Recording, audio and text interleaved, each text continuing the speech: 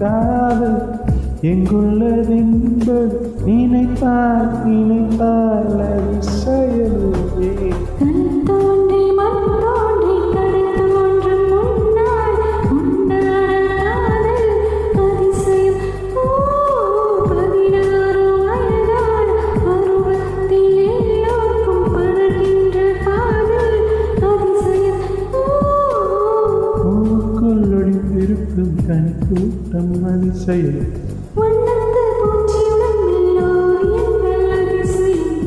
துளி செல்லும் காற்று மெல்லிசையாதல் அதிசயம்.